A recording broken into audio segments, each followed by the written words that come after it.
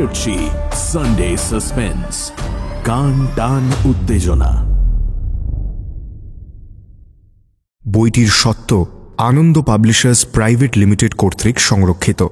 মদ্যপান, ধূমপান ও মাদক সেবন স্বাস্থ্যের পক্ষে ক্ষতিকর। ফেলুদার আত্মপ্রকাশের 60 বছর উপলক্ষে মির্চির বিশেষ নিবেদন ফেলুদা 60।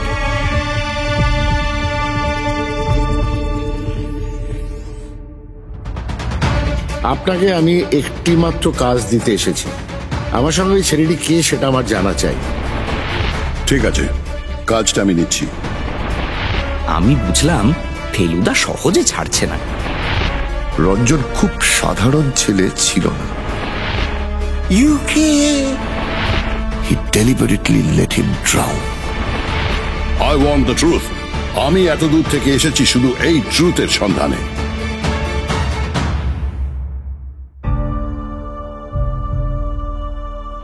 বাংলা সাহিত্যের রোমাঞ্চকর কিছু গল্প দিয়ে সাজানো আমাদের এই বিশেষ নিবেদন সানডে সাসপেন্স। আজ আপনার জন্য সত্যজিৎ রায়ের লেখা ফেলুদার রহস্য অ্যাডভেঞ্চার, লন্ডনে ফেলুদা।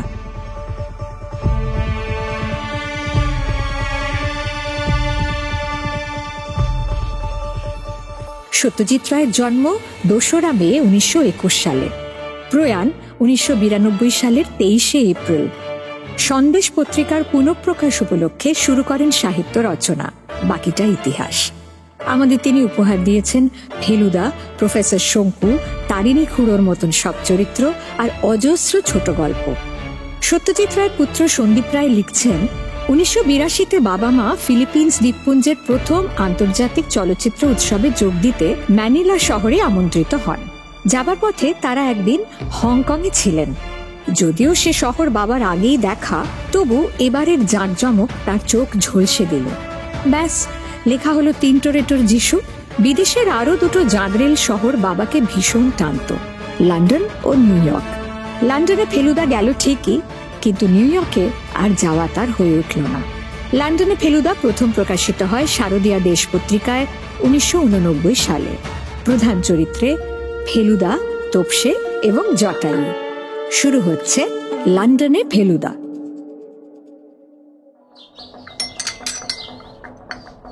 টেলিভিশনটা কিনে কোনো লাভ হলো না মহারাজ, বললেন লালমোহন বাবু। দেখার মতো কিচ্ছু থাকে না। আরে রামায়ণ মহাভারত দুটোই দেখতে চেষ্টা করেছি, 5 মিনিটের বেশি স্ট্যান্ড করা যায় না মহারাজ। আপনি যে খেলাধুলায় ইন্টারেস্টেড নন, তাহলে দেখতেন মাঝে মাঝে বেশ ভালো প্রোগ্রাম থাকে। টেনিস, ক্রিকেট, ফুটবল, কোনোটাই বাদ নেই। যেমন দেশের খেলা তেমনি বিদেশের খেলা। তবে ওরা আমার একটা গল্প থেকে টিভি সিরিয়াল করতে চাচ্ছে। বাহ, এ তো ভালো খবর। ভালো মানে? প্রখর রুদ্র করবে এমন কোন অ্যাক্টর আছে এখানে? অথচ ও দেশে দেখুন সুপারম্যানের জন্য পর্যন্ত লোক পেয়ে গেল। মনে হয় একেবারে বইয়ের পাতা থেকে উঠে এসছে মরাই। আমাদের পাড়ায় কোনো বড় পুজো নেই, তবে একটু দূরেই আছে। সেখান থেকে মাঝে মাঝে লাউড স্পিকারে হিন্দি গান ভেসে আসছে। লালমোহন বাবু তার সঙ্গে গলা মেলাতে চেষ্টা করে পারছেন না।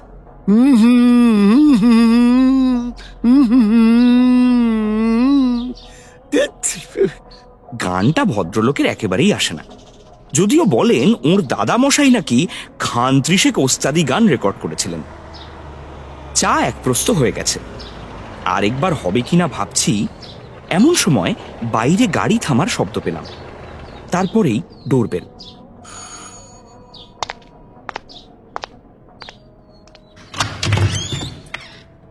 দরজা খুলে দেখি এক লম্বা চওড়া ধবধবে ফর্সা ভদ্রলোক দাঁড়িয়ে আছেন। এটা কি প্রদোষ মিত্রের বাড়ি? আগে হ্যাঁ, আসুন ভিতরে। ফেলুদা সোফা থেকে উঠে দাঁড়িয়েছে। ভদ্রলোক ঘরে ঢুকলেন। ধুতি, পাঞ্জাবি আর কাঁধে সাদা চাদর, পায়ে সাদা পাম্প শু। আভিজাত্য ফুটে বেরোচ্ছে সমস্ত শরীর থেকে। বসুন। ভদ্রলোক একটা সোফায় বসে লালমোহন বাবুর দিকে জিজ্ঞাসু দৃষ্টি দিলেন। ইনি আমার বন্ধু লালমোহন গাঙ্গুলি। লালমোহন বাবু একটা নমস্কার করলেন, কিন্তু ভদ্রলোক যেন সেটা দেখেও দেখলেন না। পায়ের উপর পা তুলে গিলে করা ধুতির কোঁচটাকে সযত্নে কোলের উপর রেখে বললেন, আপনার কথা আমাকে বলে পাইকপাড়ার সাধন চক্রবর্তী। ওর একটা তদন্তের সঙ্গে আমি জড়িত ছিলাম। ভদ্রলোক আপনার সুখ্যাতি করলেন, তবে ডিটেলে কিছু বললেন না। আপনি কদিন ধরে করছেন এসব কাজ? এই বছর 10 হলো।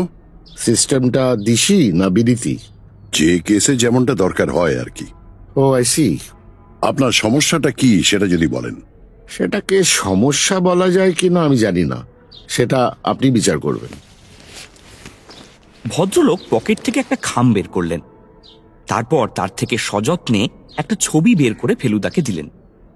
আমি ফেলুদার কাঁধের উপর দিয়ে দেখলাম ফিকে হয়ে যাওয়া পুরনো একটা ফটোগ্রাফ। তাতে রয়েছে পাশাপাশি দাঁড়িয়ে পরস্পরের কাঁধে হাত দিয়ে দুজন প্যান্ট শার্ট পরা ছেলে। তাদের বয়স 16-17 বেশি নয়। এদের মধ্যে কাউকে চিনছেন কি? বাঁ দিকের জন তো আপনি। হ্যাঁ, ওই একজনকেই আমি চিনতে পারছি। অন্যটি আপনার বন্ধু অবশ্যই। দেখে তো তাই মনে হয়, তবে ওর পরিচয় ধরতে পারিনি। ছবিটা আমি সম্প্রতি পেয়েছি, একটা দেরাজের কাগজপত্রের তলায় ছিল। আপনাকে আমি একটি মাত্র কাজ দিতে এসেছি, ভেবে দেখুন সেটা নেবেন কিনা। কি কাজ? আমার সঙ্গে ওই ছেলেটি কে সেটা আমার জানা চাই। এর পরিচয় আপনাকে অনুসন্ধান করে উদ্ঘাটন করতে হবে। ও কোথায় আছে, কি করে, আমার সাথে পরিচয় হলো কি করে, সে সব আমার জানা চাই। সেটা করলেই আপনার কাজ শেষ। এর জন্যে আপনার পুরো পারিশ্রমিক আমি দেব। আমার আগে জানা দরকার আপনি নিজে কোনো খোঁজ করেছেন কিনা। ক্লাবে আমার স্কুল কলেজের কয়েকজন সহপাঠী আছে, আমি তাদের দেখিয়েছি, তারা কেউ চিনতে পারেনি। আপনি লক্ষ্য করবেন ছেলেটি বাঙালি কিনা তাও বোঝা শক্ত। চুলটা তো কালো, তবে চোখ দুটো যেন একটু কটা। আপনার সাহেব বন্ধু ছিল কখনো? আমি ইংল্যান্ডে 4 বছর স্কুলে পড়ি, 1 বছর কলেজে। বাবা ওখানে ডাক্তারি করতে গিয়েছিলেন। তারপর অবশ্যই আমরা সবাই দেশেই ফিরে আসি। ফিরে আসার আগে ইংল্যান্ডের কোনো কথাই আমার মনে নেই, কারণ ওখানে থাকতে বাইসাইকেল থেকে পড়ে গিয়ে আমার স্কাল ফ্র্যাকচার হয়ে যায়। তার ফলে 5-7 বছরের স্মৃতি আমার মন থেকে লোপ পেয়ে যায়। কোন স্কুল আর কলেজে পড়েছিলেন সেটা মনে নেই? বাবা বলেছিলেন, সেও অনেক বছর আগের কথা। কলেজ বোধহয় কেমব্রিজ, স্কুলের নাম মনে নেই। স্মৃতি ফিরিয়ে আনার জন্য কোনো ওষুধ টষুধ খাচ্ছেন না? অ্যালোপ্যাথি খেয়েছি, তাতে কোনো কাজ হয়নি। এখন একটা কবিরাজি ওষুধ খাচ্ছি। ইংল্যান্ড থেকে ফিরে কি হয়? সেন্ট জেভিয়ার্সে ভর্তি হই। বাবাই সব ব্যবস্থা করে দেন, কারণ তখনও আমি সম্পূর্ণ সুস্থ নই। সেটা কোন বছর? 52 ইন্টারমিডিয়েটে ভর্তি হই। ফেলুদা ছবিটা হাতে নিয়ে মিনিট খানেক ভাবল, তারপর প্রশ্ন করল, আপনার কি মনে হয় এই ছেলের সঙ্গে কোনো একটা বিশেষ ঘটনা জড়িয়ে আছে? সেরকম মনে হয়েছে। এক এক সময় আবছা আবছা স্মৃতি ফিরে আসে, আর তখন যেন একে দেখতে পাই, কিন্তু এর পরিচয় অজানাই থেকে যায়। অত্যন্ত অস্বস্তিকর ব্যাপার। যার সঙ্গে এত বন্ধুত্ব ছিল, সে কে, সে এখন কোথায় আছে, কি করে, আমাকে মনে রেখেছে কিনা, এসব জানার জন্য প্রবল কৌতূহল হয়। দেখুন, কাজটা সহজ না বুঝতে পারছি, কিন্তু সে কারণেই আপনি হয়তো ইন্টারেস্টেড হতে পারেন। ঠিক আছে, কাজটা আমি নিচ্ছি, তবে এতে কত সময় লাগবে তা আমি বলতে পারছি না। আর ধরুন যদি বিলেত যেতে হয়, তাহলে আপনার এবং আপনার অ্যাসিস্ট্যান্টের প্লেন ভাড়া আমি দেব, ওখানে হোটেলে থাকার খরচ আমি দেব, যে 500 পাউন্ড আপনার প্রাপ্য তার টাকাটাও আমি দেব। বুঝতে পারছেন আমি এর পরিচয় পাওয়ার জন্য কতটা আগ্রহী। আপনার বাবা কি মারা গেছেন বিলেত থেকে ফেরার 5 বছরের মধ্যেই। মাও মারা গেছেন, তা প্রায় 10 বছর হলো। আমার স্ত্রী বর্তমান, একটি সন্তান আছে, আমার মেয়ে। সে বিয়ে করে দিল্লিতে রয়েছে, স্বামী IAS অফিসার। এই হলো আমার কার্ড। আমার নাম, ঠিকানা, ফোন নাম্বার সবই পাবেন এতে। কার্ডটা দেখলাম। নাম রঞ্জন কে মজুমদার, ঠিকানা 13 রোল্যান্ড রোড, ফোন 287401। ফেলুদা বলল, আমি আপনার সঙ্গে অবশ্যই যোগাযোগ রাখব।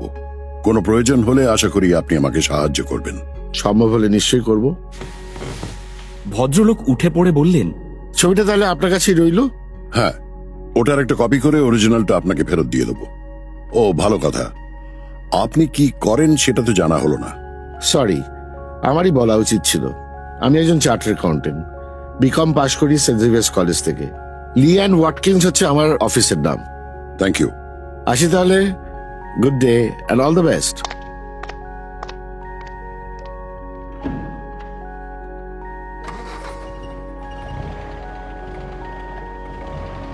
অভিনব মামলা। ভদ্রলোকের গাড়ি চলে যাবার পরে বললেন লালমোহন বাবু, সে বিষয়ে সন্দেহ নেই। এমন কেস আর পেয়েছি বলে তো মনে পড়ে না। একবার ছবিটা দেখতে পারি কি?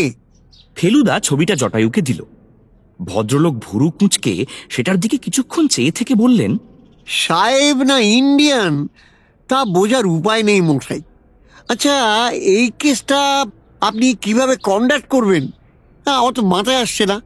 আপনার মাথার তো প্রয়োজন নেই, ফেলুমিত্রের মাথায় এলেই তো হলো। ফেলুদার একজন চার্টার্ড অ্যাকাউন্টেন্ট মক্কেল ছিল, নাম ধরণী মুখার্জি। ফেলুদা টেলিফোনে তার সঙ্গেই যোগাযোগ করল। ভদ্রলোক বললেন রঞ্জন মজুমদারকে খুব ভালো করে চেনেন, কারণ দুজনেই স্যাটারডে ক্লাবের মেম্বার।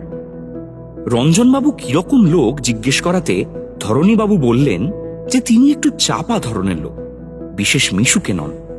বেশিরভাগ সময় ক্লাবে চুপচাপ একা বসে থাকেন, ড্রিঙ্ক করেন, তবে মাত্রাতিরিক্ত নয়।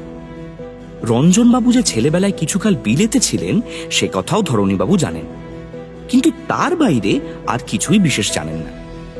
1952 সালে সেন্ট জেভিয়ার্সে ইন্টারমিডিয়েটে কে কে ছাত্র ছিল তার হদিশ পেতে ফেলুদার বিশেষ বেগ পেতে হলো না। সেই ছাত্রদের তালিকায় খুব ভালো করে চোখ বুলিয়ে ফেলুদা বলল, এর মধ্যে একজনের নাম চেনা চেনা মনে হচ্ছে। যদ্দূর মনে হয় ভদ্রলোক হোমিওপ্যাথি করেন।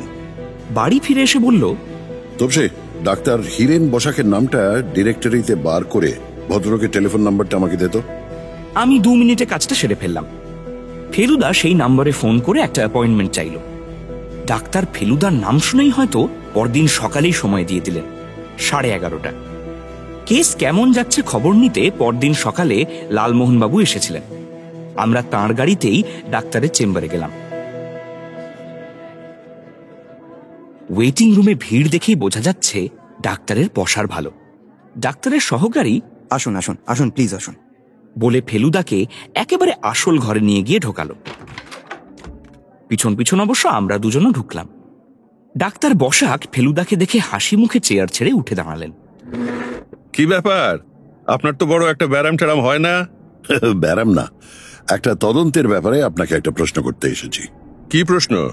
আপনি কি সেন্ট জেভিয়ার্স এর ছাত্র ছিলেন? হ্যাঁ, তো ছিলাম। আমার আসল প্রশ্নটা হলো, এই দুটি ছেলেকে কি চিনতে পারছেন? ফেলুদা পকেট থেকে সেলোফেনে মোড়া ছবিটা বার করে ডাক্তার বসাকের হাতে দিল। একদিনের মধ্যেই ছবিটার কপি করিয়ে নিয়ে আসল ছবিটা ফেলুদা রঞ্জনবাবুকে ফেরত দিয়ে এসেছে। ডাক্তার ভুরু কুঁচকে ছবিটার দিকে কিছুক্ষণ চেয়ে থেকে বললেন, এদের মধ্যে একজন তো মনে হয় আমাদের সঙ্গে পড়তো, রঞ্জন। হ্যাঁ, রঞ্জনই তো নাম। আমি বিশেষ করে অন্যজনের সম্বন্ধে জানতে চাইছি। ডাক্তার ছবিটা ফেরত দিয়ে মাথা নেড়ে বললেন, অন্যটিকে কোশ্মিনকালেও দেখিনি আমি। আপনাদের সঙ্গে সেন্ট জেভিয়ার্সে পড়তো না? নো, ডেফিনেটলি না।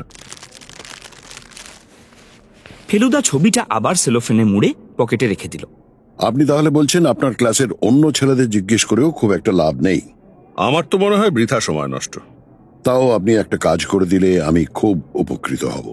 বলুন। ফেলুদা পকেট থেকে সেন্ট জেভিয়ার্সের ছাত্রদের তালিকাটা বের করে ডাক্তার বসাককে দেখালো। এর মধ্যে কারুর বর্তমান খবর জানেন? আমি বুঝলাম ফেলুদা সহজে ছাড়ছে না। ডাক্তার তালিকাটার উপর চোখ বুলিয়ে বললেন, একজনের খবর জানি, জ্যোতির্ময় সেন। এও ডাক্তার, তবে অ্যালোপ্যাথ। কোথায় থাকেন বলতে পারেন? হেস্টিংসে। ঠিকানাটা ওই আপনি টেলিফোনের বইয়ে পেয়ে যাবেন। Thank you sir.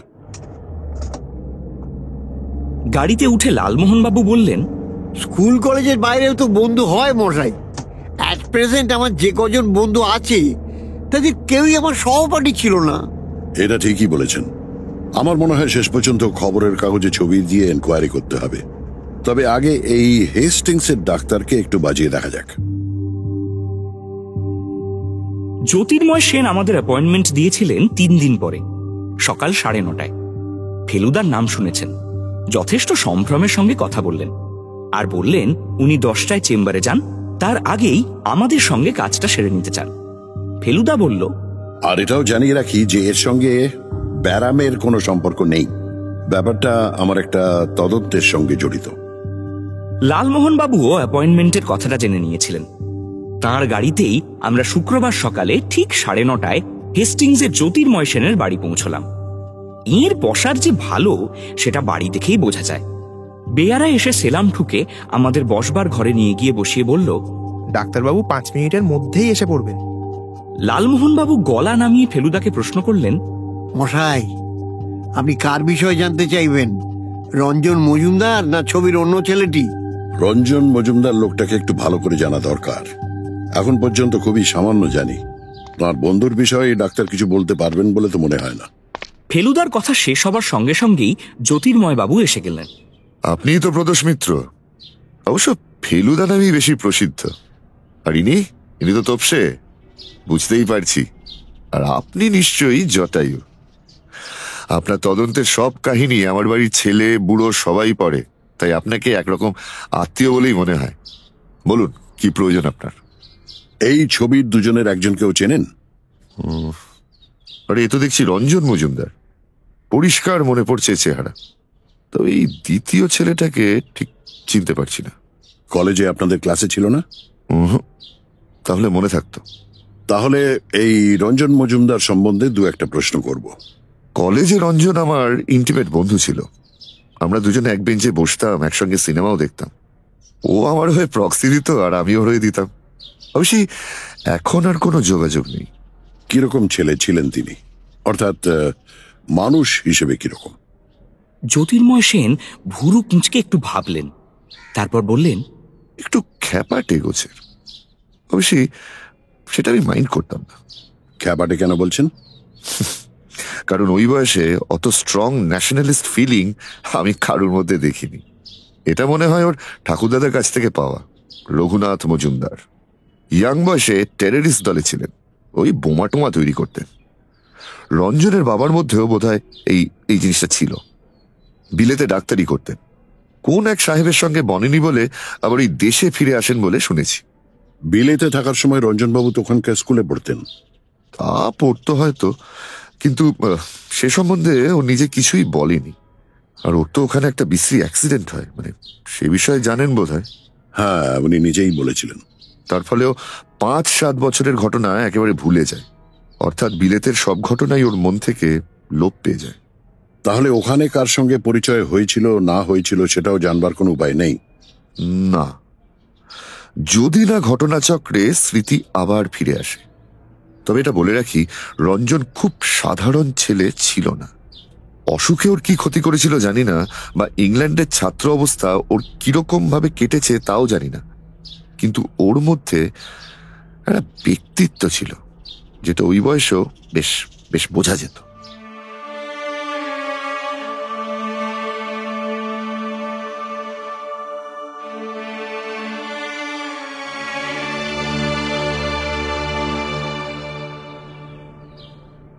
পরদিন সকালে টেলিফোনে অ্যাপয়েন্টমেন্ট করে আমি আর ফেলুদা রঞ্জন মজুমদারের বাড়ি গেলাম।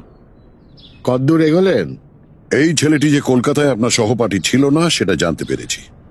এবার একটা স্টেপ নেব ভাবছি, যেটা নিয়ে আপনার সঙ্গে আলোচনা করতে চাই এবং আপনার অনুমতি চাই। কি স্টেপ? এই ছবি থেকে অচেনা ছেলের ছবিটা খবরের কাগজে ছাপতে চাই, একটা বিজ্ঞাপনে। কলকাতা আর দিল্লির কাগজে দিলেই হবে। ভদ্রলোক একটু ভেবে বললেন, আমার নামের কোনো উল্লেখ থাকবে না তো? মোটেই না। আমি শুধু জানতে চাই এই ছেলের পরিচয় কেউ জানে কিনা। যদি জানে তাহলে আমার সঙ্গে যেন যোগাযোগ করে, আমার নাম ঠিকানা থাকবে। ঠিক আছে, আপনার ইনভেস্টিগেশনের জন্য যা যা করার দরকার সে তো আপনাকে করতেই হবে, আমার কোনো আপত্তি নেই। 5 দিন পরে রবিবারে কলকাতা আর দিল্লি স্টেটসম্যানে বিজ্ঞাপনটা বেরোলো। প্রথম দিন কোনো ফলাফল নেই, কেউ যোগাযোগ করলো না। বোঝাই যাচ্ছে কলকাতার কেউ নয়। তাহলে এর মধ্যে টেলিফোন এসে যেত। বুধবার সকালে ফেলুদার একটা ফোন এলো গ্র্যান্ড হোটেল থেকে।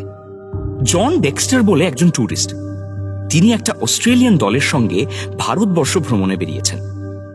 দিল্লিতে এসে আচমকা কাগজে ছবিটা দেখেই স্থির করেছিলেন কলকাতায় এসে ফেলুদার সঙ্গে যোগাযোগ করবেন। বললেন, আজই বিকেলে কাঠমান্ডু চলে যাচ্ছেন। দুপুর 1টা নাগাদ আমাদের বাড়ি আসতে পারেন। ফেলুদা অবশ্যই হ্যাঁ বলল। সে বেশ উত্তেজিত। বিজ্ঞাপনের যে কোনো ফল হবে সেটাও আশা করেনি। 1টার কাছাকাছি একটা ট্যাক্সি এসে আমাদের বাড়ির সামনে দাঁড়ালো। ফেলুদা দরজা খুলল। ট্যাক্সি থেকে নেমে 1 বছর 50-এর সাহেব ফেলুদার দিকে এগিয়ে এলো। Mister Mitter? Yes, please come in. ভদ্রলোক ভেতরে এসে ঢুকলেন। গায়ের চামড়া রোদে পুড়ে একটা বাদামি রঙে এসে দাঁড়িয়েছে। বোঝাই যায় ভদ্রলোক বেশ কিছুদিন হলো ভারত দর্শন করে বেড়াচ্ছেন। ভদ্রলোক বসার পরে ফেলুদা জিজ্ঞেস করল, আপনি কাগজের ছবিটা দেখেছেন? সেটা দেখেছি বলেই তো আসছি। একদিন পরে আমার খুড়তুতো ভাই পিটার ডেক্সটারের ছবি কাগজের বিজ্ঞাপনে দেখে অবাক লাগলো। এ বিষয়ে আপনি নিশ্চিত যে এটা আপনার খুড়তুতো ভাইয়ের ছবি? হ্যাঁ, তাতে কোনো সন্দেহ নেই। তবে আমি খুব অল্প বয়সে অস্ট্রেলিয়া চলে যাই, তারপরে আর পিটারের খবর রাখিনি। ইনফ্যাক্ট আমি আমার ফ্যামিলির সঙ্গেও লস্ট অল কানেকশনস। তাই ওরা এখন কি অবস্থায় আছে তা বলতে পারবো না।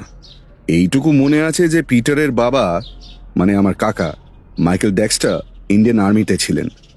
আমার মনে হয় পোস্ট ইন্ডিপেন্ডেন্স উনি আবার দেশে ফিরে যান। পিটারে কি ওর একমাত্র ছেলে ছিল? Not at all. Michael Dexter had 7 kids. Peter was 6th. বড় ছেলে জর্জও ইন্ডিয়ান আর্মিতে ছিল। মাইকেল ডেক্সটার বিলেতে কোথায় থাকতেন? কাউন্টিটা মনে আছে, নরফোক। শহরের নামটা মনে নেই। এতেও অনেক কাজ হলো। জন ডেক্সটার উঠে পড়লেন। তাকে হোটেলে গিয়ে লাঞ্চ খেতে হবে। তার দলের লোক সবাই অপেক্ষা করছে। ফেলুদা ভদ্রলোককে আবার ধন্যবাদ জানিয়ে ট্যাক্সিতে তুলে দিল। পরদিন আবার অ্যাপয়েন্টমেন্ট করে আমরা রঞ্জন মজুমদারের বাড়ি গিয়ে হাজির হলাম। বিজ্ঞাপনের কোনো ফল পেলেন? সেইটে জানাতেই আপনার কাছে আসা। ছেলেটি ব্রিটিশ, নাম পিটার ডেক্সটার। কি করে জানলেন? ফেলুদা জন ডেক্সটারের ঘটনাটা বলল। রঞ্জনবাবু কেমন যেন অন্যমনস্ক হয়ে গেলেন। তারপর বিড়বিড় করে 2বার বললেন, পিটার পিটার ডেক্সটার। কিছু মনে পড়ছে কি? আচ্ছা আচ্ছা, একটা দুর্ঘটনা। না না না, ওই স্মৃতির উপর নির্ভর করে চলে না। আপনি যে সময়ের কথা ভুলে গেছেন সেই সময়ের ঘটনা কি মাঝে মাঝে মনে পড়ে যায়? যা মনে পড়ে সেটা সত্যি কিনা বিচার করব কি করে? এমন তো কেউ নেই যাকে জিজ্ঞেস করে যাচাই করতে পারি। বাবা মা তো দুজনেই মারা গেছেন। আমার বিলেতের ঘটনা ওরাই জানতেন।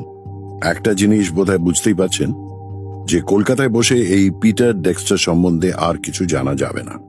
হ্যাঁ, তা তো বুঝতেই পারছি। ভদ্রলোক আবার অন্যমনস্ক। নাকি ব্যাপারটা এখানে ইতি দেবেন? ভদ্রলোক হঠাৎ যেন সজাগ হয়ে উঠলেন। মোটেই না। সে কোথায় আছে, কি করছে, আমাকে মনে আছে কিনা সব আমি জানতে চাই। আপনি কবে যেতে পারবেন? হঠাৎ এই প্রশ্নে যেন ফেলুদা একটু হকচকিয়ে গেল। বলল, কোথায়? লন্ডন। আবার কোথায়? লন্ডন তো আপনাকে যেতেই হবে। হ্যাঁ, সেটা বুঝতে পারছি। কবে যাবেন? আমার তো অন্য কোনো কাজ নেই, এটাই একমাত্র কেস। আপনার পাসপোর্ট টাসপোর্ট হয়ে গেছে? হ্যাঁ, আমরা কয়েক বছর আগে হংকং যাই, তখনই করিয়ে নিয়েছিলাম। তাহলে আর কি, বেরিয়ে পড়ুন। আমি টিকিটের ব্যবস্থা করছি। আমাদের সঙ্গে এক বন্ধু যাবেন, নিজের খরচে অবশ্য। ঠিক আছে, তার নাম আমার সেক্রেটারি পশুপতিকে দিয়ে দেবেন। পশুপতি আমার ট্রাভেল এজেন্টের থ্রু দিয়ে আপনাদের যাবার এবং ওখানে থাকার সব ব্যবস্থা করে দেবে। তাছাড়া ফরেন এক্সচেঞ্জের ব্যাপারটা তো আছেই, সেটাও করে দেবে। ওখানে কতদিন থাকা? দেখুন, 7 দিনে যদি হলো তো হলো, নাহলে চলে আসবেন। আমি রিটার্ন বুকিংটা সেইভাবেই করব। আমি যদি সাকসেসফুল না হই তাহলে কিন্তু আপনার কাছ থেকে টাকা নিতে প্রস্তুত নই। আপনি কোনো কেসে বিফল হয়েছেন? তা হয়নি। তাহলে এটাতেও হবেন না। ইউকে। লালমোহন বাবুর চোখ ছানা বড়া হয়ে গেল। ফেলুদা ভদ্রলোককে কলকাতার ঘটনা সব বলে দিয়ে তারপর লন্ডনের ব্যাপারটা বলল। ভদ্রলোক এটার জন্য একেবারেই তৈরি ছিলেন না। আপনি গেলে কিন্তু আপনার নিজের খরচে যেতে হবে। আমাদের খরচ মিস্টার মজুমদার দিচ্ছেন। কুছ পরোয়া নেই। খরচের ভয় আমাকে দেখাবেন না মিস্টার হোমস। আপনার পসার বেড়েছে ঠিকই, কিন্তু এখন আমার রোজগার না আপনার চেয়েও কিছু বেশি। শুধু বলে দিন কি করতে হবে। দিন 7 মতো গরম কাপড় নেবেন। পাসপোর্টটা হারাননি তো? No sir, carefully kept in my আলমাইরা। তাহলে আর আপনার করণীয় কিছু নেই। যাবার তারিখটা যথাসময়ে জানতে পারবেন। যতদূর মনে হয় এখান থেকে বম্বে, বম্বে থেকে লন্ডন। তা ওখানে থাকছি কোথায়? সেটা রঞ্জনবাবু ট্রাভেল এজেন্ট ব্যবস্থা করবে। একটা 3 স্টার হোটেল হবে আর কি। Why only 3 stars? তার চেয়ে বেশি চড়তে গেলে মজুমদার মশাইয়ের পকেট ফাঁক হয়ে যাবে। লন্ডনের খরচ সম্বন্ধে কোনো ধারণা আছে আপনার? তা অবশ্যই নেই, তবে একটা কথা বলি, গড়পাড়ে এক ভদ্রলোক থাকেন, চন্দ্রশেখর বোস, ব্যবসাদার, বছরে 2 বার করে বিলেত যান। তার কাছ থেকে কিছু পাউন্ড আমি ম্যানেজ করতে পারবো, কি বলেন? হ্যাঁ, ব্যাপারটা কিন্তু বেআইনি, অতএব নীতি বিরুদ্ধ। আরে মশাই, আপনি অত সাধুগিরি করবেন না তো। আজকাল নীতির ডেফিনেশন চেঞ্জ করে গেছে। ঠিক আছে, অনিচ্ছা সত্ত্বেও আপনার কারচুপিতে সায় দিচ্ছি। আমাদের মঙ্গলবার এয়ার ইন্ডিয়াতে যাওয়া ঠিক হলো। প্লেন ছাড়বে রাত 3টে, তারপর বম্বে হয়ে লন্ডন পৌঁছাবো মঙ্গলবার সকাল 11:30টায়। হোটেলের বুকিংও হয়ে গেছে, পিকাডেলি সার্কাসের রিজেন্ট প্যালেস। ফেলুদা বলল, খুব ভালো লোকেশন, একেবারে শহরের মাঝখানে। ফেলুদা কদিন থেকে লন্ডন সংক্রান্ত গাইড বুকে ডুবে আছে, খুঁটিয়ে খুঁটিয়ে শহরের ম্যাপ দেখছে। যাবার আগের দিন মিস্টার মজুমদারকে ফোন করা হলো। মিনিট 2 কথা বলে ফোন নামিয়ে রেখে ফেলুদা বলল, জানতে চেয়েছিলাম ওর বাবা কোনো হাসপাতালের সঙ্গে যুক্ত ছিলেন কিনা। বললেন ওর মনে নেই। ওরা কোথায় থাকতেন জিজ্ঞেস করাতে ওই একই উত্তর পেলাম। বললেন ওর বাবা ওকে বলেছিলেন, কিন্তু এখন আর মনে নেই। আমার মনে হয় অ্যাক্সিডেন্টটা ওর স্মৃতিশক্তিকেই দুর্বল করে দিয়েছে। লন্ডনে আমার কলেজের এক সহপাঠী আছে, সেও ডাক্তার। দেখব ওর কাছ থেকে কোনো খবর পাওয়া যায় কিনা। দেখতে দেখতে যাবার দিন চলে এলো। ফেলুদার দৌলতে কত জায়গায় না দেখলাম, কিন্তু লন্ডন যাওয়া হবে এটা কোনোদিন স্বপ্নেও ভাবিনি। লালমোহন বাবু বললেন, বিলেত আজকাল রাম, শ্যাম, যদু, মধু সকলেই যাচ্ছে। সেই ভেবে মনটাকে একটু ঠান্ডা রাখার চেষ্টা করেছিলাম। উমা, কাল রাত্রে দেখি পালস রেট বেড়ে 110। এমনিতে কিন্তু 80-র বেশি ওঠে না। এখানে বলে রাখি, লালমোহন বাবু তার গড়পাড়ের বন্ধুর কাছ থেকে বেশ কিছু পাউন্ড ম্যানেজ করেছেন। ফেলুদাকে কদিন থেকে একটু চুপচাপ দেখছি, যদিও কাজ যা করার সবই করছে। কেসটা যে সহজ নয় সেটাই বোধহয় মাথার মধ্যে ঘুরছে। আমি তো কল্পনাই করতে পারছি না ও কিভাবে এগোবে। তথ্য এত কম, তার উপর রঞ্জনবাবুর স্মৃতিলোপ। যে কটা বছর ওই ছেলেটির সঙ্গে ওর বন্ধুত্ব ছিল, সেই কটা বছরের কথাই উনি ভুলে বসে আছেন। লালমোহনবাবু সোজাসুজি বললেন, আপনি অনেক রহস্যের সমাধান করেছেন, কিন্তু এটার মতো কঠিন কেস আর কখনো আপনার হাতে এসছে বলে তো মনে হয় না। আপনি এই কেসটা কেন নিলেন মরাই বুঝতে পারছি না। এটা নিলাম বলেই কিন্তু আপনার বিলেত যাওয়া হচ্ছে। তা হচ্ছে, আপনি ভালোই করেছেন।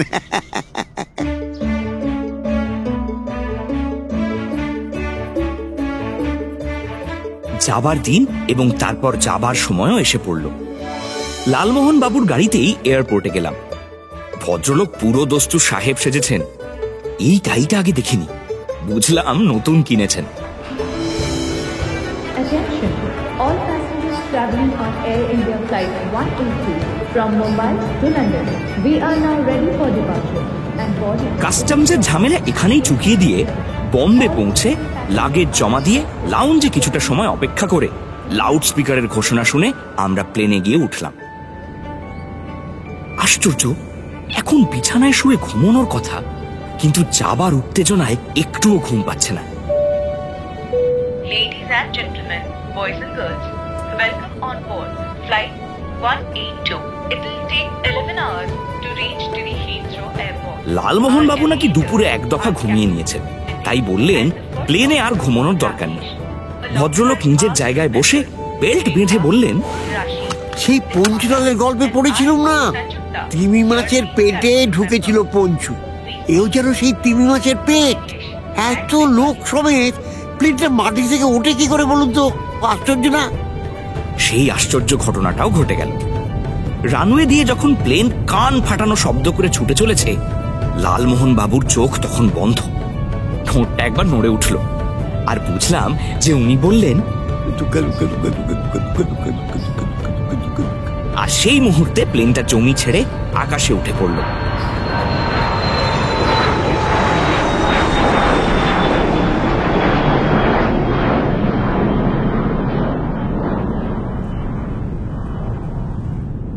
জানলা দিয়ে দেখলাম বম্বের আলো দ্রুত দূরে সরে যাচ্ছে। তারপর প্লেনটা ক্রমে নাক উঁচু অবস্থা থেকে সোজা হলো, শব্দ কমে গেল। Ladies and gentlemen, Namaste and a warm welcome aboard Air India Flight 182 from Mumbai to London. Your safety is our top priority. আর লাউড স্পিকারে এয়ার হোস্টেসকে বলতে শোনা গেল আমরা এখন বেল্ট খুলতে পারি, তবে আলগা করে পরে থাকাই ভালো। তারপর একদিকে একজন ছেলে আর অন্যদিকে একজন মেয়ে দাঁড়িয়ে লাইফ জ্যাকেট আর অক্সিজেনের ব্যাপারটা বুঝিয়ে দিল। আমরা নন স্মোকিং এরিয়াতে বসেছি। ফেলুদা সিগারেট খায় বটে, কিন্তু দরকার পড়লে অনায়াসে 10-12 ঘন্টা না খেয়ে থাকতে পারে। ও ভাই, সিনেমা দেখাবে না? সচরাচর তো দেখায় বলেই শুনেছি। সিনেমা দেখালো ঠিকই, সেই সঙ্গে কথা শোনার জন্য একটা হেডফোন দিল, কিন্তু এত বাজে ছবি যে আমি 10 মিনিট দেখে হেডফোন খুলে রেখে ঘুম দিলাম। ঘুমটা যখন ভাঙলো তখন জানলা দিয়ে রোদ আসছে। ফেলুদাও বলল ও ঘন্টা 2 ঘুমিয়ে নিয়েছে, কেবল লালমোহন বাবুই নাকি একটানা জেগে আছে। বললেন, আরে হোটেলে ঘুমিয়ে পুষিয়ে নেব। বরফে ঢাকা অ্যালপসের উপর দিয়ে প্লেনটা উড়ে না গেলে প্রায় কিছুই দেখার থাকতো না। পাহাড়টার নাম জেনে লালমোহন বাবু জিজ্ঞেস করলেন, আচ্ছা আমরা কি মন্ট ব্ল্যাঙ্ক দেখতে পাবো? তা পাবো, তবে মন্ট ব্ল্যাঙ্ক নয় লালমোহন বাবু। এখন ইউরোপে এসেছেন, এখানকার দ্রষ্টব্যগুলোর নামের উচ্চারণ ঠিক করে করতে শিখুন। ওটা হলো ম প্লা।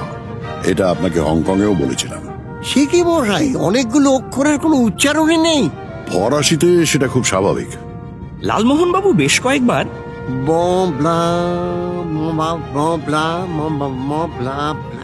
বলে নিলেন। আমাদের হোটেল যেখানে, সেটার বানান দেখে পিকাডিলি বলতে ইচ্ছা করলেও আপনি যদি পিকলি বলেন তাহলে ওখানকার সাধারণ লোকে বুঝবে আরো সহজে। Piccadilly Circus. Piccadilly Circus, Piccadilly Circus, Piccadilly Circus, Piccadilly Circus. Thank you, thank you.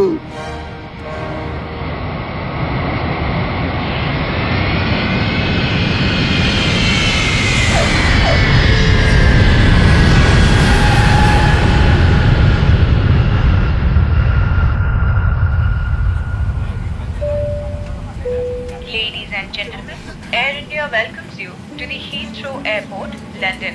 The temperature outside is 7 degrees Celsius. For your safety and the safety of those around you, please remain seated. আধ ঘন্টা লেটে আমাদের plane লন্ডনের Heathrow এয়ারপোর্টে পৌঁছে গেল। ফেলুদা বলল, এখান থেকে সেন্ট্রাল লন্ডন 3 রকমে যাওয়া যায়। 1 হলো বাস, 2 হলো ট্যাক্সি, আর 3 টিউব। ট্যাক্সিতে দেদার খরচা, আর বাসের চেয়ে টিউবে কম সময় লাগে। আমার ম্যাপ বলছে একেবারে পিকলি সার্কাস, না আপনাদের বলছি তো পিক্যাডলি সার্কাস পর্যন্ত টিউব যায়, কাজে তাতেই যাওয়াই ভালো। টিউবটা কি ব্যাপার মশাই? টিউব হলো কলকাতায় আমরা যাকে মেট্রো বলি সেই, অর্থাৎ পাতাল রেল। লন্ডনের নিচ দিয়ে কিলবিল করে ছড়ানো রয়েছে এই টিউবের লাইন। একবার বুঝে নিলে টিউবে যাতায়াতের মতো সহজ জিনিস আর নেই।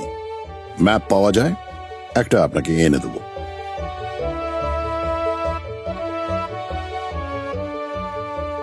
আমাদের হোটেলটা বেশ বড় আর পরিচ্ছন্ন, অথচ ভাড়া খুব বেশি নয়। ট্রাভেল এজেন্ট ভালোই চয়েস করেছে মশাই, বললেন লালমোহন বাবু। টিউব থেকে বেরিয়ে শহরের চেহারা দেখে প্রথমে ভদ্রলোকের মুখ দিয়ে কথাই বেরোচ্ছিল না। শেষে বললেন, আচ্ছা মশাই, আমাদেরও তো লাল ডবল ডেকার, আর এখানেও দেখছি লাল ডবল ডেকার। এগুলো কেমন ছিমছাম, আর আমাদেরগুলো কেমন ছিবড়ে ছিবড়ে চেহারা বলুন তো। লাঞ্চ হোটেলে সেরে ফেলুদা বলল, তোরা যদি খুব টায়ার্ড না বোধ করিস তাহলে একবার অক্সফোর্ড স্ট্রিটটা ঘুরে দেখে আয়। ব্যস্ত লন্ডনের এমন চেহারা আর কোথাও পাবি না। আর তুমি কি করবে? বলছিলাম না, আমার এক কলেজের বন্ধু বিকাশ দত্ত এখানে ডাক্তার, তাকে একবার ফোন করে জানিয়ে দিই আমি এসেছি, আর দেখি যদি ও কোনো ইনফরমেশন দিতে পারে। আমরা অবশ্যই তেমন কিছু ক্লান্ত হইনি, তাই বেরোনোই স্থির করলাম। ফোন করে তার বন্ধুকে পেয়ে গেল ফেলুদা। মিনিট খানেক কথা বলে ফোন রেখে বলল, বিকাশ আমার গলা শুনে একেবারে থ। একটা মামলা যে কোনোদিন আমাকে লন্ডনে এনে ফেলবে সেটাও ভাবতেই পারেনি। তাছাড়া ওর কাছ থেকে একটা খবরও পাওয়া গেল। কি খবর? লন্ডনে এক বৃদ্ধ বাঙালি ডাক্তার আছেন, তিনি নাকি দ্বিতীয় মহাযুদ্ধ শেষ হবার কিছু পরেই এখানে আসেন ডাক্তারির ছাত্র হয়ে। তারপর লন্ডনে প্র্যাকটিস করেন। নাম নিশানাথ সেন। খুব মিশুকে লোক। বিকাশের ধারণা উনি হয়তো রঞ্জনবাবুর বাবাকে চিনতেন। ওর চেম্বারের ঠিকানাটা দিয়ে দিল। আমি একবার ভদ্রলোকের সঙ্গে দেখা করে আসি। ফেলুদা উঠে পড়ল। অন্ধকারে ঢিল যদি ছুটতেই হয় তাহলে সেটা এখনই আরম্ভ করে দেওয়া ভালো।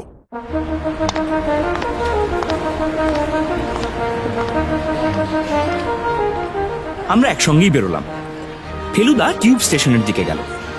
আমরা ওর কাছ থেকে ডিরেকশন নিয়ে অক্সফোর্ড স্ট্রিটের দিকে হাঁটা দিলাম। অক্টোবর মাস, তাই বেশ ঠান্ডা। আমরা দুজনেই গলায় মাফলার জড়িয়ে নিয়েছি। পথে অনবরত ভারতীয় চোখে পড়ছে। তাই বোধহয় জটায়ু বললেন, বেশ অ্যাট হোম ফিল করছি বলো। হ্যাঁ, দারুণ। অবশ্য রাস্তায় মসৃণ চেহারা, মোটি হোমের কথা মনে পড়ায় না। অক্সফোর্ড স্ট্রিটে পৌঁছে চোখ টেরিয়ে গেল। শুধু যে দোকানের বাহার তা নয়, এরকম ভিড় আর কোন রাস্তায় কখনো দেখেছি বলে মনে পড়ে না। জনসমুদ্র, ocean of humanity. Topesh, ocean of humanity. এই জনসমুদ্রের সঙ্গে তাল রেখে চলতে হচ্ছে, তাই আস্তে হাঁটার উপায় নেই। সমস্ত রাস্তাটাই যেন একটা অবিরাম ব্যস্ততার ছবি। আর দোকানের কথা কি আর বলবো, ঝলমলে লোভ লাগানো চেহারা নিয়ে পাশাপাশি দাঁড়িয়ে রয়েছে বিশাল বিশাল ডিপার্টমেন্টাল স্টোর। নামগুলো পড়ছি: ডোভ হ্যাম, Marks and Spencers, Boots, D.H. Evans. একটা বড় দোকানের কথা আমি আগেই জানতাম, সেলফ্রিজেস। আর এটাও জানতাম যে সেটা অক্সফোর্ড স্ট্রিটের একেবারে শেষ প্রান্তে। দোকানটা যে এত বড় সেটা আমি ভাবতেই পারিনি। চলুন একটা জিনিস দেখাই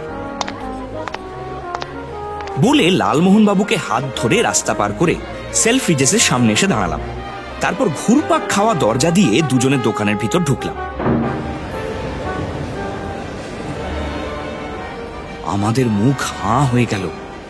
রাজ্যের সব রকম জিনিস এই এক দোকানে পাওয়া যায়, তাই ক্রেতাদের ভিড়ও দেখবার মতো। সেই ভিড়ের চাপে এদিকে ওদিকে টলছি, এক পা এগোচ্ছি, দু পা পেছোচ্ছি। জটায়ু যাতে হারিয়ে না যান তাই তার হাতটা চেপে ধরে আছি। মানুষের যে ট্রাফিক জ্যাম হয় তাই প্রথম দেখলাম। খানিক দূর এগিয়ে একটা মোটামুটি কম ভিড়ের জায়গায় পৌঁছলাম। এমন জায়গায় এসে কিছু না কিনে ফিরে যাব? কি কিনতে চাইছেন আপনি? চারদিকে তো দেখছি কলম, পেন্সিল, নোটবুকের সম্ভার। একটা মাঝারি দামের ফাউন্টেন পেনও যদি কিনতে পারতাম না। সামনের উপন্যাসটা লন্ডনে কেনা কলমে লিখতে পারলে। বেশ তো, আপনি দেখে বেছে নিন। মিনিট 5 দেখার পর ভদ্রলোক একটা মনের মতো কলম খুঁজে পেলেন। £3.30। দাঁড়াও, তার মানে আমাদের হিসেবে কত হচ্ছে বলো তো? তা প্রায় 75 টাকা। গুড। এই জিনিসের কলকাতার দামও তো 200। আর কি, পেমেন্ট করে দিন। কি বলবো বলো তো, মানে প্রথম দিন তো, একটু গাইডেন্স না পেলে ঠিক। আপনাকে কিছুই বলতে হবে না। কলমটা নিয়ে ক্যাশ কাউন্টারে দিন আর একটা 5 পাউন্ডের নোট দিন। ওরা চেঞ্জ ফেরত দেবে আর কলমটা ওদের একটা খামে পুরে দেবে। ব্যাস খতম। আচ্ছা, এই তবে তুমি প্রথম দিনে এত খবর জানলে কি করে বলো তো? আমি তো এসে অবধি চতুর্দিক দেখছি আর অবজার্ভ করছি। আপনিও দেখুন, তাহলেই অবজার্ভ করতে পারবেন। 2 মিনিটের মধ্যে ভদ্রলোক তার নতুন কেনা কলম নিয়ে হাসতে হাসতে ফিরে এলেন। Fountain pen. চা খাবেন? কোথায়? আমি যতদূর জানি উপরে একটা রেস্তোরাঁ আছে। বেশ তো, চলো যাওয়া যাক। চলন্ত সিঁড়ি দিয়ে উপরে উঠে গিয়ে 4 তলায় খাবারের জায়গাটা আবিষ্কার করলাম। আর সেই সঙ্গে ভাগ্যক্রমে একটা খালি টেবিলও পেয়ে গেলাম। চা খাওয়া শেষ করে আবার অক্সফোর্ড স্ট্রিটের জনসমুদ্র পেরিয়ে যখন হোটেলে ফিরলাম তখন 4:30 বেজে গেছে। ঘরে গিয়ে দেখি ফেলুদা হাজির। বিলেত ব্যাপারটা কি, তার কিছু আন্দাজ পেলেন? কেমন লাগলো মশাই? বলার ভাষা খুঁজে পাচ্ছি না। কেন, আপনার বই পড়ে তো মনে হয় আপনার বিশেষণের স্টক অফুরন্ত। মশাই বাংলায় বোঝাতে পারবো না, বাংলা চলবে না এখানে। বলতে হয় সুপার সেনসেশনাল। এখনো মাথা ভোঁ করছে মশাই, বিশ্রী দোটানার মধ্যে পড়ে গেছি। কেন? লন্ডন দেখবো না আপনার তদন্তের প্রোগ্রেস দেখবো বলুন তো? তদন্ত তো সবে শুরু। তেমন জমে উঠলে আমি নিজে থেকেই বলবো। আপাতত লন্ডন দেখে নিন। সেই ডাক্তারের সঙ্গে দেখা হলো? হলো, তবে কথা প্রায় কিছুই হলো না। ভদ্রলোক রুগী নিয়ে ব্যস্ত ছিলেন। কাল সকালে ওর বাড়ি যেতে বললেন। রিচমন্ডে থাকেন। সেটা কোথায়? পিক্যাডলি আন্ডারগ্রাউন্ড থেকে রওনা হয়ে সাউথ কেনসিংটনে চেঞ্জ করে গ্রিন লাইন ধরে সোজা রিচমন্ড। এ ধরনের জায়গাও তো দেখা দরকার। ভদ্রলোক স্টেশনের বাইরে গাড়ি নিয়ে অপেক্ষা করবেন আমাদের জন্য। বেশ অমায়িক লোক। রঞ্জন বাবুর বাবাকে চিনতেন, এটুকু জেনেছি। হোটেলের ঘরে ঘরে টেলিভিশন, তাই দেখি সন্ধেটা দিব্যি কেটে গেল। তাড়াতাড়ি ডিনার সেরে শুয়ে পড়লাম, আর বালিশে মাথা রাখতেই চোখ ঘুমে ঢুলে এলো। পরদিন সকালে উঠে দেখি আকাশ মেঘলা, টিপ টিপ করে বৃষ্টি পড়ছে। আমার একটা ওয়াটারপ্রুফ জ্যাকেট ছিল, সেটা গায়ে চাপিয়ে নিলাম। ফেলুদা আর লালমোহন বাবু দুজনেই ম্যাকিনটশ চাপিয়েছে। ব্রেকফাস্ট সেরে হোটেলের বাইরে বেরিয়ে ফেলুদা বলল, মিস্টার জটায়ু, আপনাকে বলে রাখি যে এটাই হলো লন্ডনের স্বাভাবিক চেহারা। কাল যে খটখটে দিন আর ঝলমলে রোদ পেয়েছিলেন, সেটা হচ্ছে ব্যতিক্রম। এখানে কলকাতার মতো জল জমে না মশাই, না? তা জমে না, আর খুব যে মুষলধারে বৃষ্টি হয় তাও নয়। আন্ডারগ্রাউন্ডে দেখি সকলেরই তাড়া, কেউ আস্তে হাঁটছে না। আমরাও তার সঙ্গে তাল মিলিয়ে চললাম। স্পিড স্পিড স্পিড, এই স্পিডটা ভীষণ ছোঁয়াচ্ছে, বুঝলে? তবে কলকাতা এমন রুদ্ধশ্বাসে হাঁটবার কথা কল্পনা পর্যন্ত করতে পারি না। ওরে বাবারে, ওরে বাবারে। চেঞ্জ করার সময়ও সেই একই তাড়া। এক লাইন থেকে আরেক লাইনে যেতে হচ্ছে। মিনিটে মিনিটে ট্রেন আসছে যাচ্ছে। সময় যাতে নষ্ট না হয় তার জন্য লোকে উঠে পড়ে লেগেছে।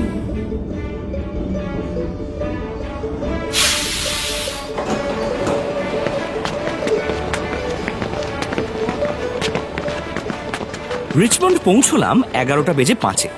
নিশানাথ বাবু বলে দিয়েছিলেন হাতে কত সময় রাখতে হবে, তাই কোনো অসুবিধে হলো না। স্টেশনের বাইরে বেরোতেই একজন 60-62 বছরের সৌম্যদর্শন ভদ্রলোক হাসি মুখে ফেলুদার দিকে এগিয়ে এলেন। এখানে বৃষ্টি হচ্ছে না, যদিও আকাশে মেঘ। Welcome to Richmond. ফেলুদা ভদ্রলোককে সম্ভাষণ জানিয়ে আমাদের দুজনের পরিচয় দিল। আপনি রাইটার? লালমোহন বাবুকে জিজ্ঞেস করলেন ভদ্রলোক। গতকাল যে বাংলা বই পড়িনি, তার হিসেব নেই। আচ্ছা, আপনি দেশে যান না মাঝে মাঝে? লাস্ট গেছি 73-তে, তারপর আর না। কার জন্যই বা যাবো বলুন? আমার পুরো ফ্যামিলি তো এখানে। আমার বাড়িতে অবশ্য আমি আর আমার স্ত্রী ছাড়া আর কেউ থাকে না, কিন্তু ছড়িয়ে ছিটিয়ে ইংল্যান্ডেই রয়েছে আমার 2 ছেলে, 2 মেয়ে, নাতি নাতনি। ভদ্রলোকের গাড়িটা একটু দূরে পার্ক করা ছিল। বললেন, এখানে তবু কম। লন্ডনে পার্কিং হচ্ছে একটা বিরাট সমস্যা। আপনি হয়তো সিনেমা যাবেন, গাড়ি পার্ক করতে হবে সিনেমা হাউস থেকে প্রায় 1/2 মাইল দূরে। আমরা গাড়িতে উঠলাম। ভদ্রলোক নিজেই ড্রাইভ করেন। ফেলুদা ওর পাশে বসে স্ট্র্যাপ লাগিয়ে নিল। কেন ভাই? এটা কি নিয়ম? ব্যাপারটা দেখে একটু অবাক হয়ে লালমোহন বাবু আমার দিকে চাইতে বললাম, এখানে গাড়িতে সামনের সিটে বসলে স্ট্র্যাপ লাগানো নিয়ম, যাতে অ্যাক্সিডেন্ট হলে লোকে মুখ থুবড়ে না পড়ে।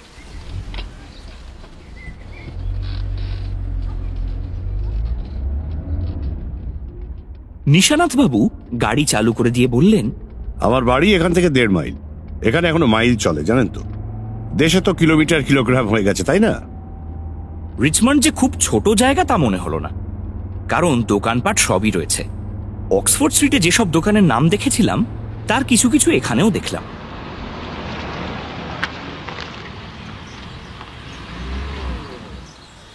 নিশানাথ সেনের বাড়ি একটা সুন্দর নিরিবিলি জায়গায়। চারিদিকে গাছপালা, গাছের পাতায় শরৎকালের হলদে আর বাদামি রং। দোতলা বাড়িটাও সুন্দর, সামনের বাগানে ফুল, একেবারে পোস্টকার্ডের ছবি। আমরা একতলায় বসবার ঘরে বসলাম। আজ বেশ ঠান্ডা আর স্যাঁতস্যাঁতে, তাই ফায়ার প্লেসে আগুন জ্বলছে। আমরা বসার প্রায় সঙ্গে সঙ্গেই একজন বয়স্ক মেম সাহেব এসে ঢুকলেন, মুখে হাসি। আমার স্ত্রী এমিলি, বললেন নিশানাথ বাবু। আমরা নিজেরাই নিজেদের পরিচয় দিয়ে দিলাম। Would you like some coffee, please? মহিলা জিজ্ঞেস করলেন। হ্যাঁ, নিশ্চয়ই, ধন্যবাদ। ফেলুদা সম্মতি জানিয়ে ধন্যবাদ দিয়ে দিল। এবার নিশানাথ বাবুও ফেলুদার সামনে একটা কাউচে বসে বললেন, বলুন কি জানতে চান বলুন। আপনি কাল বলছিলেন রঞ্জন মজুমদারের বাবাকে চিনতেন। আমি রঞ্জন মজুমদার সম্বন্ধে কিছু তথ্য সংগ্রহ করছি। রঞ্জনের বাপ রজনী আর আমি প্রায় একই সঙ্গে 48-এ বিলেতে আসি। ও আমার চেয়ে 16-17 বছরের বড় ছিল। আলাপটা হয় পরে। ততদিনে আমি এডিনবরায় ডাক্তারি পাশ করে লন্ডনে প্র্যাকটিস শুরু করেছি। আর রজনী মজুমদার সেন্ট মেরিজ হসপিটালের সঙ্গে অ্যাটাচড রয়েছেন। একটা থিয়েটারে আমাদের পাশাপাশি সিট পড়েছিল। কি নাটক তাও মনে আছে, মেজর বারবারা। ইন্টারমিশনে পরস্পরের সঙ্গে পরিচয় হয়। ওর সঙ্গে ওর স্ত্রীও ছিলেন। ও থাকতো গোল্ডার্স গ্রিনে, আর আমি, মানে তখনও আমার বিয়ে হয়নি, হ্যামস্টেডে। আর ওর ছেলে? ছেলেও এখানে এসে কিছুদিনের মধ্যেই স্কুলে ভর্তি হয়। কি স্কুল মনে আছে? আছে বই কি, ওয়ারেন্ডেল, এপিংয়ে, তারপর কেমব্রিজ যায়। কোন কলেজ? যদ্দূর মনে পড়ে ট্রিনিটি। সেই সময় আমার সঙ্গে রজনী মজুমদারের আলাপ। কিরকম লোক ছিলেন রজনী মজুমদার? পিকিউলিয়ার। কেন পিকিউলিয়ার বলছেন কেন? আমার মনে হয় ওদের পুরো ফ্যামিলিটাই একটু অদ্ভুত ধরনের ছিল। রজনী মজুমদারের বাবা রঘুনাথ মজুমদার ইয়াং বয়সে টেররিস্ট ছিলেন, বোমা টোমা তৈরি করেছেন। পরে উনি নামকরা হার্ট স্পেশালিস্ট হন। তখন আর সাহেবদের ওপর কোনো বিদ্বেষ নেই। এমনকি তিনিই জোর করে রজনীকে বিদেশ পাঠান।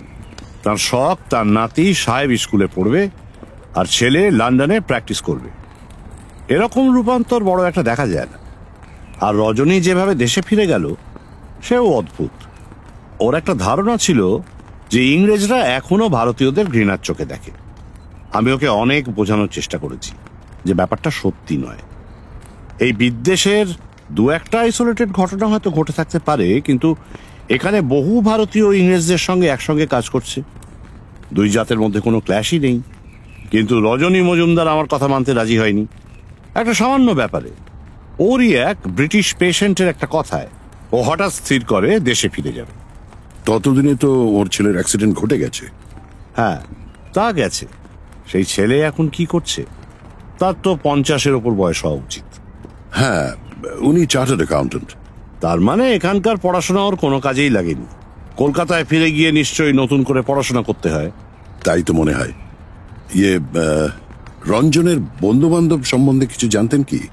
না, নাথিং এট অল।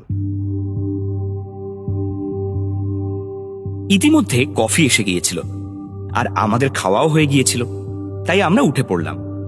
ভদ্রলোক ফেরার পথে একরকম জোর করেই আমাদের স্টেশনে পৌঁছে দিলেন। আমরা পরদিন টিউবে করে এপিং গিয়ে পৌঁছলাম বিকেল 3:30 নাগাদ। স্টেশন থেকে হেঁটে ওয়ারেন্ডেল স্কুলে পৌঁছতে লাগলো 20 মিনিট। বিশাল খেলার মাঠের পিছনে দাঁড়িয়ে আছে স্কুল বিল্ডিং। অন্তত 200 বছরের পুরনো তো হবেই। ফেলুদার উদ্দেশ্য হলো রঞ্জন মজুমদার ওখানে ছাত্র ছিল কিনা এবং পিটার ডেক্সটার ওর সঙ্গে পড়তো কিনা সেইটা জানা। স্কুলের সদর দরজায় পোর্টার দাঁড়িয়ে আছে। সে জিজ্ঞেস করলো আমরা কার সঙ্গে দেখা করতে চাই। ফেলুদা বলল সে 40 দশকের শেষ দিকের একজন ছাত্র সম্বন্ধে কিছু তথ্য জানতে চায়। পোর্টার আমাদের একটা লাইব্রেরি জাতীয় হলে ঢুকিয়ে দিয়ে বলল, mister Manning over there, he will help you. Manning ভদ্রলোকটি একটা ডেস্কে বসে পুরু কাঁচের চশমা পরে একটা খাতায় কি জানি লিখছিলেন। ফেলুদা তার কাছাকাছি দাঁড়িয়ে একটা মৃদু গলা খাঁকরানি দিল। ভদ্রলোক লেখা থামিয়ে চোখ তুলে বললেন, ইয়েস। ফেলুদা ব্যাপারটা বুঝিয়ে দিল। Which year did you say? 1948. Mister ম্যানিং তার জায়গা ছেড়ে উঠে পিছন দিকে গিয়ে একটা বইয়ের তাক থেকে বেশ বড় এবং মোটা একটা খাতা বের করলেন। তারপর সেটাকে এনে ফেললেন তার ডেস্কে। আমরা চুপ করে দাঁড়িয়ে আছি। ভদ্রলোক খাতার পাতা উল্টিয়ে একটা বিশেষ পাতায় এসে চশমার ওপর দিয়ে ফেলুদার দিকে চেয়ে বললেন, What name did you say? I haven't told you yet. The name is Mojumdar and the first name is Ranjan. Mazumdar.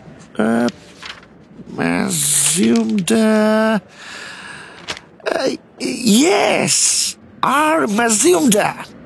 হঠাৎ আঙুলটা এক জায়গায় এসে থেমে গেল। Was there anyone by the name of Peter Dexter? Dexter?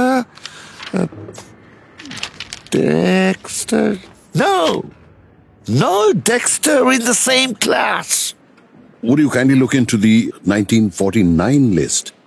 He could have joined a year later.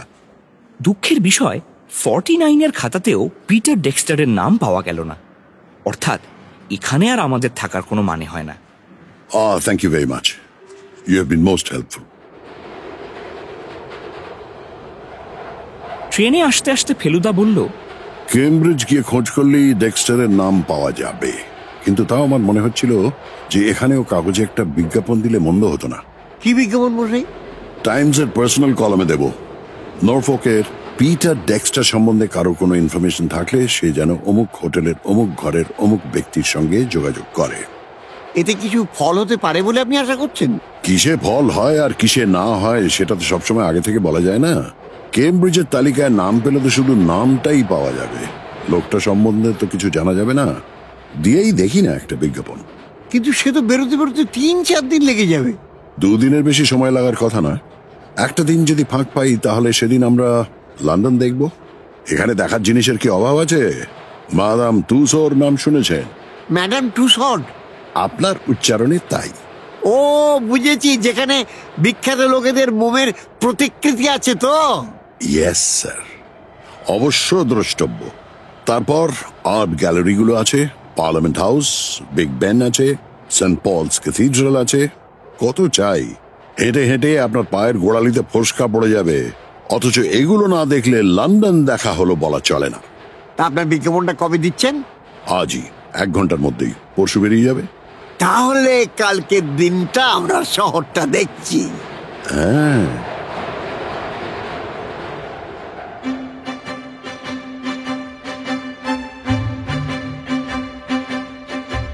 ফেলুদার উচ্চারণে madame Tussauds দেখে তাক লেগে গেল। প্রত্যেকটা ঘরের দরজার সামনে পোর্টার দাঁড়িয়ে আছে এমন ভাবে যে সেগুলোকেও দেখলে মনে হয় মোমের তৈরি।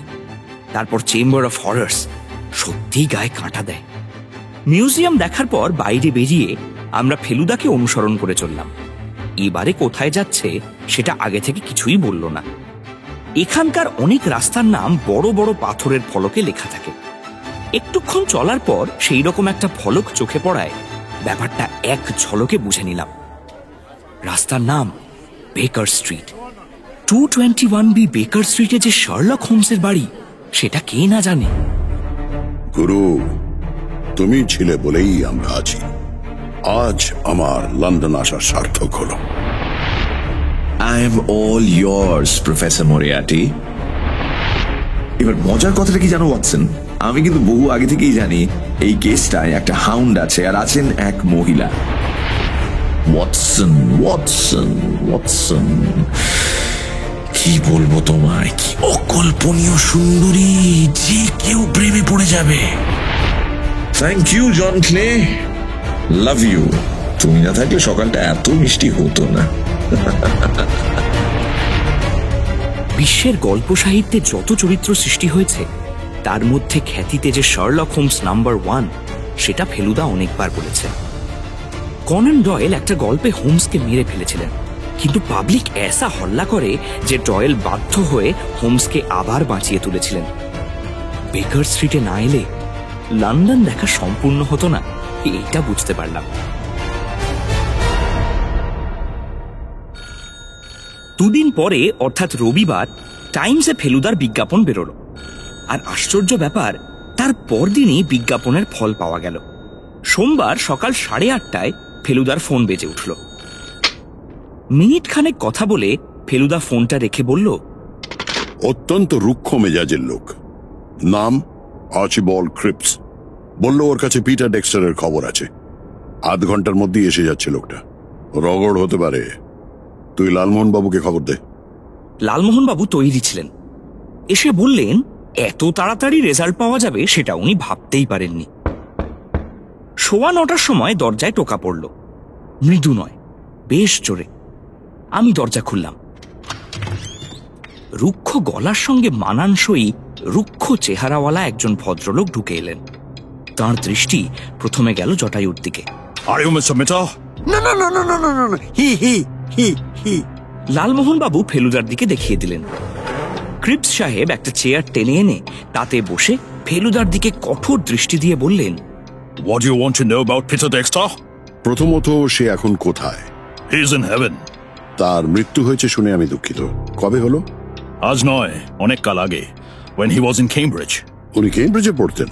হ্যাঁ, আর মূর্খের মতো ক্যাম নদীতে নৌকো চালাতে গিয়েছিল। মূর্খের মতো কেন? কারণ ও সাঁতার জানতো না, নৌকো উল্টে গিয়ে জলে পড়ে তার মৃত্যু হয়। ওরা তো শুনেছি অনেক ভাই বোন ছিলেন। 5 brothers and 2 sisters। তার মধ্যে শুধু দুজনের খবর জানি, বড় ছেলে জর্জ আর ছোট ছেলে রেজিনাল্ড। জর্জ আর্মিতে ছিল, ইন্ডিপেন্ডেন্সের পর এখানে চলে আসে। বলতো শেখ আর গোর্খা ছাড়া ওই দেশের সবাই হয় বদমাইশ, না হয় অকর্মণ্য। অ্যান্ড ইয়েস, আমারও তাই মনে হয়। ডেক্সটারদের কেউই ইন্ডিয়ান নিগারদের পছন্দ করে না। We don't like Indian niggers. Nigger? Nigger তো ভারতবর্ষে নেই। ইনফ্যাক্ট আমেরিকাতেও আজকাল নিগ্রোদের আর কেউ নিগার বলে না। ফেলুদার মুখ গম্ভীর, বলল, আপনার কথা শুনে মনে হচ্ছে ভারতীয়দের সম্বন্ধে আপনার ধারণাও ডেক্সটারদের মতোই। তা তো বটেই, 100 বার। তাহলে আপনার কাছ থেকে আর কোনো ইনফরমেশন আমি চাই না। যেটুকু দিয়েছেন তার জন্য ধন্যবাদ।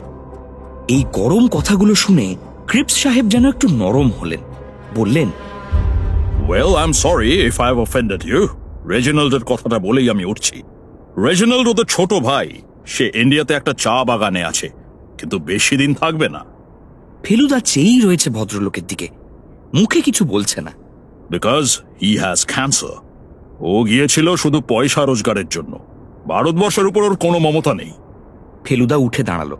থ্যাংক ইউ মিস্টার ক্রিপস, আমার আর কিছু জানার প্রয়োজন নেই। ক্রিপসও কেমন যেন বোকা বোকা ভাব করে উঠে দাঁড়ালেন। তারপর হঠাৎ ওকে, গুড ডে বলে শটান ঘর থেকে বেরিয়ে গেলেন। কি জঘন্য লোক মশাই! তবে আপনি লন্ডনে বসে একজন সাহেবকে যেভাবে দাবড়ানি দিলেন না, তার কোনো জবাব হয় না মশাই। যাই হোক, এর কাছ থেকে অন্তত একটা জরুরি তথ্য পাওয়া গেল। পিটার ডেক্সটার কেমব্রিজে ছিলেন এবং নৌকোডুবি হয়ে মারা যান। এখন কি করা? সময় হু হু করে বেরিয়ে যাচ্ছে। পরশু আমাদের ফেরার দিন, ভুলবেন না। আজই দুপুরে তাড়াতাড়ি লাঞ্চ সেরে কেমব্রিজ যাত্রা। আমরা 1:30টার মধ্যে বেরিয়ে পড়লাম। পিকাডিলি সার্কাস থেকে প্রথমে লিভারপুল স্ট্রিটে গিয়ে সেখানকার রেল স্টেশন থেকে সাধারণ ট্রেন ধরে যেতে হয় কেমব্রিজে। পৌঁছতে লাগে 1 ঘন্টা। এখানে ট্রেন খুব দ্রুত চলে, আর চড়েও আরাম, কারণ কামরাগুলো অত্যন্ত পরিষ্কার পরিচ্ছন্ন।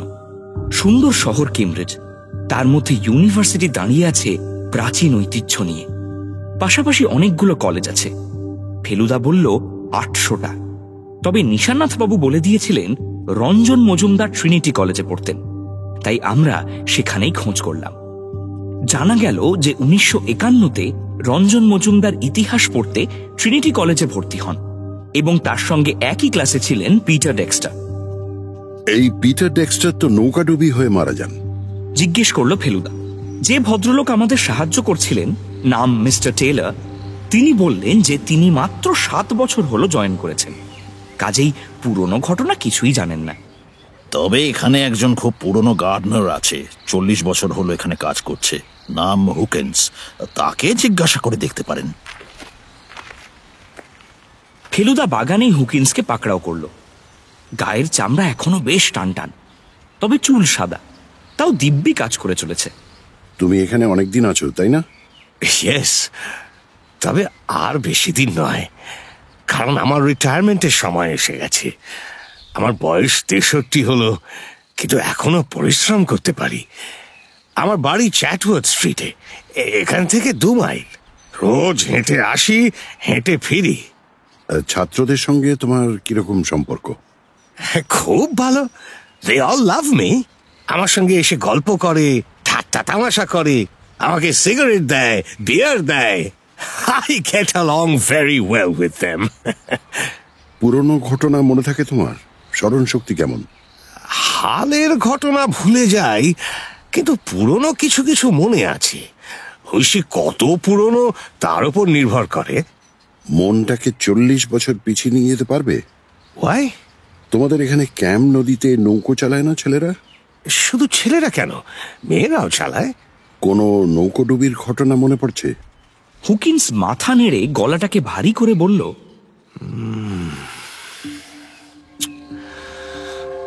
It's a sad story. Sad story. একটা ইংরেজ ছেলে নামটা মনে নেই। নৌকা উল্টিয়ে জলে ডুবে মারা যায়, সাঁতার জানত না। সে কি একাই ছিল? একা না, বোধহয় সঙ্গে বোধহয় আর একজন ছিল। ঠিক করে ভেবে বলো তো। অতদিন আগের কথা তো, তাই ভালো মনে পড়ছে না। ওই ইংরেজ ছেলেটির একজন ভারতীয় বন্ধু ছিল না? I think he had. একটু চেষ্টা করে মনে করে দেখো তো, সেই ভারতীয় ছেলেটিও নৌকায় ছিল কিনা। Maybe he was. ওই ঘটনার সময় তুমি কোথায় ছিলে? আমি একটা ঝোপের ধারে বসে বিশ্রাম করছিলাম, হয়তো সিগারেট খাচ্ছিলাম। ঘটনাটা তুমি দেখেছিলে? হেল্প হেল্প চিৎকার শুনে আমি নদীর ধারে যাই, গিয়ে দেখি এই কাণ্ড। তাহলে তো তোমার মনে থাকা উচিত নৌকোতে আর কেউ ছিল কিনা। হুকিন্স মাথা হেঁট করে যেন ভাববার চেষ্টা করলো, তারপর বলল, না, এর বেশি আর মনে করতে পারছি না। I am sorry. এইটুকু যে মনে আছে তার একটা কারণ যে ওই একই দিনে আমি বিয়ে করি। Maggie, the best wife one could have. টাইমসের বিজ্ঞাপনের ফল যে মিস্টার ক্রিপসের আশাতেই শেষ হয়ে গেল তা নয়। কেমব্রিজ যাবার পরদিনই ফেলুদা টেলিফোন পেল এক ভারতীয় ভদ্রলোকের কাছ থেকে। নাম সত্যনাথন, মাদ্রাজি, তাতে সন্দেহ নেই। ভদ্রলোক বললেন পিটার ডেক্সটার সম্বন্ধে কিছু তথ্য তিনি দিতে পারেন। আমি 11টা নাগাদ তোমাদের হোটেলে পৌঁছতে পারি। খুব ভালো কথা, চলে আসুন। সত্যনাথন কথা মতন এলেন। বেশ গাঢ় কালো রং, মাথার চুল একেবারে সাদা। একটা চেয়ারে বসে বললেন, বিজ্ঞাপনটা পড়েই আপনার সঙ্গে যোগাযোগ করব ভেবেছিলাম, কিন্তু কয়েকটা কাজে ওই একটু আটকা পড়ে গিয়েছিলাম। আপনি লন্ডনেই থাকেন? না, ওই কিলবার্নে। এখান থেকে বেশি দূর নয়। ওখানে একটা স্কুলের মাস্টার পিটার ডেক্সটারের সঙ্গে একসঙ্গে আমি কেমব্রিজে ছিলাম। তার মানে রঞ্জন মজুমদারও আপনার সহপাঠী ছিল? তা তো বটেই। তাকে মনে আছে? স্পষ্ট। পিটারের খুব ভালো বন্ধু ছিল। অবশ্যই দুজনের মধ্যে ওই ঝগড়াও হতো প্রায়। কি নিয়ে? পিটার ভারতীয়দের একেবারেই পছন্দ করত না। রঞ্জনকে দেখে একেবারে সাহেব বলে মনে হতো, তাই পিটার তাকে বন্ধু হিসেবে মেনে নেয়। আপনার সঙ্গে পিটারের কিরকম সম্পর্ক ছিল? আমার গায়ের রং তো দেখতেই পাচ্ছেন। আমাকে সে বহুবার ওই ডার্টি নিগার বলে সম্বোধন করেছে। আমি ব্যাপারটা হজম করে নিতাম। পিটারের মৃত্যুর কথা মনে আছে? তা থাকবে না, এমনকি দিনটাও মনে আছে। উইথ সানডের আগের দিন। পিটার যখন সাঁতার জানতো না, তখন ওর নৌকোয় চড়া অত্যন্ত ভুল হয়েছিল। ওর সঙ্গে আর কে ছিল? রঞ্জন। সে বিষয়ে আপনি নিশ্চিত? অ্যাবসলিউটলি। রঞ্জনের সর্বাঙ্গ জলে ভেজা চেহারাটা এখনো আমার চোখের সামনে ভাসে। আমি তখন আমার ঘরে ছিলাম। আমাদের মালি হুকিন্সের চেঁচামেচিতে বাইরে বেরিয়ে এসে সব ব্যাপারটা জানতে পারি। রঞ্জন তার বন্ধুকে বাঁচাবার জন্য জলে ঝাঁপিয়ে পড়ে, but it was too late. Reginaldo চেষ্টা করেছিল দাদাকে বাঁচাতে, কিন্তু পারেনি। পিটারের পরের ভাই? হ্যাঁ, সে আমাদের পরের বছরই কেমব্রিজে ভর্তি হয়। সেই একই ছাঁচে ঢালা। ভারতীয়দের সঙ্গে প্রায়ই হাতাহাতি লেগে যেত। অনেকবার ওয়ার্নিং দেওয়া হয়েছে, কিন্তু কোনো ফল হয়নি। রেজিনাল্ডের ধারণা ছিল রঞ্জন ইচ্ছা করলে পিটারকে বাঁচাতে পারত। এই কথা সে সারা কলেজে বলে বেড়াত। He deliberately let him drown. Ranjan Majumdar তো 1 বছরের বেশি কেমব্রিজে পড়েনি। না, একটা বাইসাইকেল অ্যাক্সিডেন্টের পর সে দেশে ফিরে যায়। কথা শেষ। তাই সত্যনাথন উঠে পড়লেন। ওর কাছ থেকে একটা মূল্যবান তথ্য জানা গেল। নৌকাতে পিটারের সঙ্গে রঞ্জন ছিলেন, আর তিনি বন্ধুকে বাঁচাতে চেষ্টা করে পারেননি। সত্যনাথন চলে যাবার পর থেকেই লক্ষ্য করলাম ফেলুদার ভুরুটা কুঁচকে গেল। লাঞ্চ খেতে খেতে লালমোহনবাবু বললেন, আপনাকে মরাই ডিসস্যাটিসফাইড বলে মনে হচ্ছে। কারণটা জানতে পারি? একটা ব্যাপারে খটকা লাগছে। কি খটকা? মনে হচ্ছে হুকিন্স যা বলেছে তার চেয়ে বেশি ও জানে, এবং ওর মনে আছে। কোনো একটা কারণে তথ্য লুকিয়ে যাচ্ছে। তাহলে কি করবেন? আরেকবার কেমব্রিজে যাওয়া দরকার। এবারে হুকিন্সের বাড়ি। রাস্তার নামটাও বলেছিল, মনে আছে তো? মনে ছিল। বললাম, চ্যাটওয়ার্থ স্ট্রিট। Very good. কেমব্রিজ গিয়ে রাস্তার একটা পুলিশকে জিজ্ঞেস করলেই বাতলিয়ে দেবে। এটাও জেনে রাখুন লালমোহন বাবু, এখানকার পুলিশ, যাকে এরা বলে ববি, এদের মতো হেল্পফুল পুলিশ পৃথিবীতে আর কোথাও নেই। লাঞ্চের পর ফেলুদা বলল ওর একটা কাজ আছে, ও একটু বেরোবে। ও ফিরলে তারপর আমরা কেমব্রিজ যাব। ঘন্টায় ঘন্টায় কেমব্রিজের ট্রেন ছাড়ে, কোনো অসুবিধে নেই। 4:30 রওনা হয়ে আমরা যখন কেমব্রিজে পৌঁছলাম তখন রাস্তার বাতি জ্বলে গেছে। আমরা একটা বড় রাস্তা ধরে এগিয়ে একটা পুলিশের কাছে গিয়ে হাজির হলাম। চ্যাটওয়ার্থ স্ট্রিট কোথায় বলতে পারো? পুলিশ প্রায় কাগজে নকশা আঁকার মতো করে বুঝিয়ে দিল। আধ ঘন্টা লাগলো চ্যাটওয়ার্থ স্ট্রিটে পৌঁছতে। এটাকে গলি বললেই চলে। দেখে বোঝা যায় যে খুব অবস্থাপন্ন লোকেদের পাড়া নয়। একটা বাড়ির সামনে একজন লোক রাস্তা থেকে একটা বেড়ালকে তুলে কোলে নিল। তাকেই ফেলুদা জিজ্ঞেস করলো হুকিন্স কোন বাড়িতে থাকে। ফ্রেড হুকিন্স, নম্বর 16। এখানে সব বাড়ির বাইরেই নম্বর লেখা থাকে, তাই 16 খুঁজে পেতে সময় লাগলো না। এগিয়ে গিয়ে দরজায় নক করতে হুকিন্স নিজেই দরজা খুলল। Good evening. আমাদের দেখে হুকিন্সের মুখ হাঁ হয়ে গেল। সে কি, তোমরা আবার? এর ভেতরে আসতে পারি? নিশ্চয় নিশ্চয়। হুকিন্স একপাশে সরে দাঁড়িয়ে আমাদের ঢোকবার জায়গা করে দিল। আমরা 3 জনে ঢুকলাম। এটাই বসার ঘর, যদিও আয়তনে খুবই ছোট। আমরা 2টো চেয়ার আর একটা সোফায় ভাগাভাগি করে বসলাম। ওয়েল, ফেলুদার দিকে জিজ্ঞাসু দৃষ্টি দিল হুকিন্স। তোমাকে 2-1টা প্রশ্ন করার ছিল। About the drowning? আমি যা বলেছি তার বেশি আমি আর কিছু জানি না। আমি নতুন প্রশ্ন করব। কি? মিস্টার হুকিন্স, যে নৌকো ধীরে চলছে তাতে কেউ বসা অবস্থায় জলে পড়ে যেতে পারে, এটা কি তোমার বিশ্বাসযোগ্য মনে হয়? যদি ঝড় থাকে তাহলে নৌকা নিশ্চয়ই উল্টে যেতে পারে। There was a high wind that day. আমি আজই দুর্ঘটনার পরের দিনের খবরের কাগজ দেখেছি। ওয়েদার রিপোর্টে বলছে বাতাসের গতিবেগ ছিল ঘন্টায় 15 মাইল। সেটাকে কি তুমি হাই উইন্ড বলবে? হুকিন্স চুপ। আর একটা টেবিল ক্লকের টিকটিক শব্দ ছাড়া আর কোনো শব্দ নেই। ফেলুদা বলল, আমার ধারণা তুমি কিছু একটা লুকোচ্ছ। সেটা কি দয়া করে বলবে? এতদিন আগের ঘটনা, কিন্তু অত্যন্ত গুরুত্বপূর্ণ ঘটনা। যে দুজনকে নিয়ে ঘটনা তার মধ্যে একজন তো তোমার বেশ কাছের লোক ছিল বলে মনে হচ্ছে। হুকিন্স ফেলুদার দিকে চাইল। বেশ বোঝা যাচ্ছে যে তার দৃষ্টিতে সংশয় ঘনিয়ে আসছে। What do you mean? তোমার শেলফে আমি অনেক রকম জিনিসের মধ্যে একটা পিতলের গণেশ আর একটা আইভরির বুদ্ধ দেখতে পাচ্ছি। ওগুলো কি করে পেলে জানতে পারি কি? রন দিয়েছিল আমাকে। রন মানে বোধ করি রঞ্জন। ইয়েস, ওকে আমি রনও বলতাম, জনও বলতাম। I see. এবার একটা কথা বলো, পিটারের হেল্প হেল্প চিৎকারের আগে তুমি ওদের কোনো কথা শোনোনি? ইন্ডিয়ান গডদের সামনে মিথ্যে কথা বলা কিন্তু মহা পাপ। কি কথা বলছিল বুঝিনি। I only heard their voices. তার মানে ওরা বেশ জোরে কথা বলছিল। Perhaps. আমার কি বিশ্বাস জানো? What? আমার বিশ্বাস ওদের মধ্যে ঝগড়া হচ্ছিল। পিটার দাঁড়িয়ে উঠেছিল আর ইয়েস, আর ও রনকে অ্যাটাক করতে যায় আর তাল সামলাতে না পেরে জলে পড়ে যায়। তার মানে পিটার তার মৃত্যুর জন্য নিজেই দায়ী। Of course.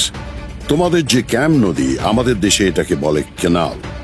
এতে একটা লোক সাঁতার না জানলেও এত সহজে ডুবে যেতে পারে, বিশেষ করে যখন তাকে একজন বাঁচাবার চেষ্টা করছে। ডুবলো যে সে তো চোখের সামনে দেখলাম। তুমি এখনো সত্যি কথা বলছো না mister Hawkins. I want the truth. আমি এত দূর থেকে এসেছি শুধু এই ট্রুথের সন্ধানে। পিটার কেন এত সহজে ডুবে গেল? হুকিন্সকে দেখেই বুঝতে পারছিলাম যে সে ক্রমে কোণঠাসা হচ্ছে। এবার সে হঠাৎ ভেঙে পড়ে বলল, ঠিক আছে, আমি বলছি কেন পিটার ডুবে যায়। তার কারণ ও যখন জলে পড়ে তখন ওর জ্ঞান ছিল না। জ্ঞান ছিল না? ফেলুদা তীক্ষ্ণ দৃষ্টিতে চেয়ে রয়েছে হুকিন্সের দিকে। তারপর চাপা স্বরে বলল, বুঝেছি, নৌকোবাই ছিল রঞ্জন, তাই না? ইয়েস। তার মানে তার হাতে দাঁড় ছিল। ইয়েস। অর্থাৎ একটা অস্ত্র ছিল যেটা দিয়ে সে পিটারকে আঘাত করে। তার ফলে পিটার সংজ্ঞা হারিয়ে জলে পড়ে যায়, অর্থাৎ সে কোনো স্ট্রাগলই করেনি। আর রঞ্জন যে তাকে বাঁচাবার চেষ্টা করছিল সেটা একটা অভিনয়, অর্থাৎ রঞ্জনই পিটারের মৃত্যুর জন্য দায়ী। হুকিন্স মাথা চাপড়ে বলল,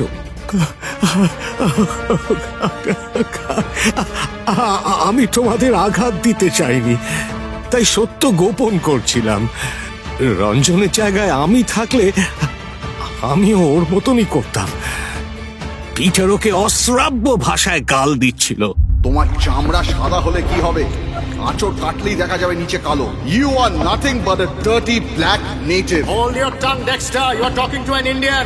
Hold your bloody tongue. তোমরা এখানে আমাদের দেশে এসে পুরোটা দখল করে রেখেছো। Oh, really? হ্যাঁ? You dirty native. It's our fault that you people cannot crack Cambridge. We are wiser than you, more intelligent than you. You do not belong in my country. Just go back to your third world nation. Dexter!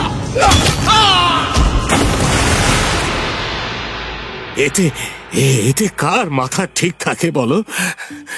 তুমি ছাড়া এই ঘটনার সাক্ষী আর কেউ ছিল? Yes, only one. কে? Reginald. Reginald Dexter. আমরা দুজনে একসঙ্গেই বসে সিগারেট খাচ্ছিলাম।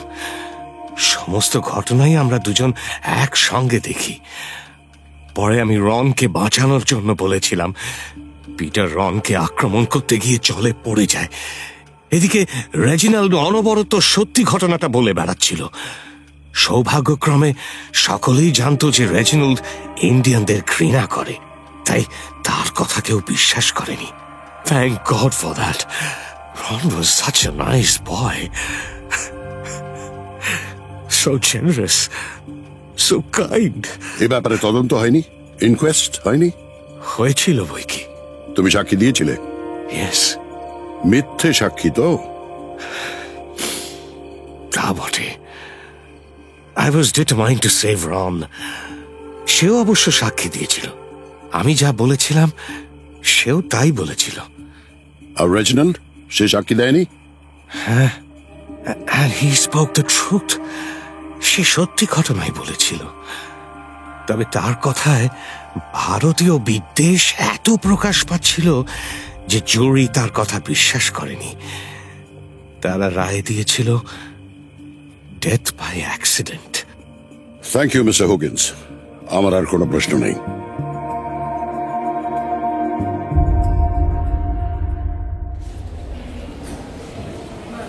হোটেলে ফিরলাম ডিনারের ঠিক আগে।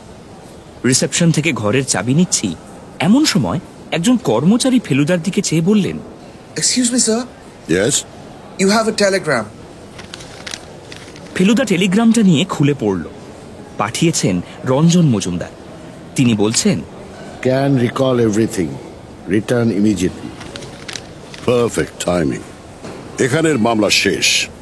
কাল আমাদের রিটার্ন বুকিং, আর মিস্টার মজুমদারের স্মৃতি ফিরে এসেছে।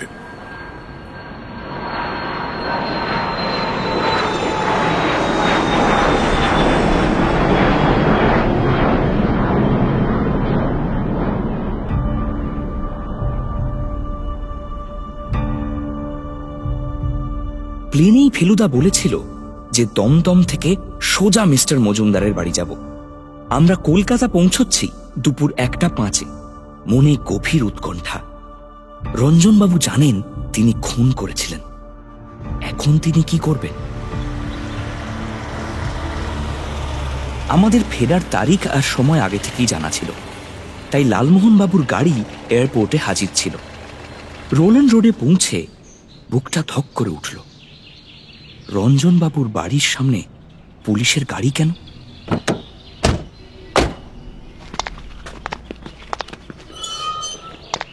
গাড়ি থেকে নেমে গেটের ভিতর ঢুকতেই আমাদের চেনা ইন্সপেক্টর মন্ডল গম্ভীর মুখে এগিয়ে এলেন। আজ সকাল 8টায় ব্যাপারটা ঘটেছে। কি ব্যাপার? মিস্টার মজুমদার খুন হয়েছেন। সকালে নাকি একজন সাহেব এসেছিল ওর সঙ্গে দেখা করতে। সে কে তা জানা যায়নি। আপনি কোনো তদন্ত করবেন? না। পরদিন সকাল 7:30টায় লালমোহন বাবু এসে হাজির। ভদ্রলোক অত্যন্ত উত্তেজিত। 5 নম্বরের পাতার খবরটা দেখেছেন? কোন কাগজ? কোন কাগজ? আবার স্টেটসম্যান? না, এখনো দেখিনি। প্রথম পাতায় তো মজুমদারের খবরটা রয়েছে। 5 পাতা দেখুন। ফেলুদা কাগজটা নিয়ে 5 পাতা খুলল। নিচে বাঁদিকে খবরটা বার করে ফেলুদা পড়ে শোনালো। তার বাংলা করলে দাঁড়ায়, হোটেলে আত্মহত্যা।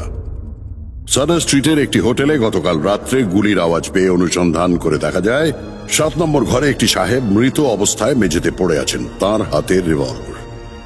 হোটেলের খাতা থেকে জানা যায় সাহেবের নাম রেজিনাল্ড ডেক্সটার।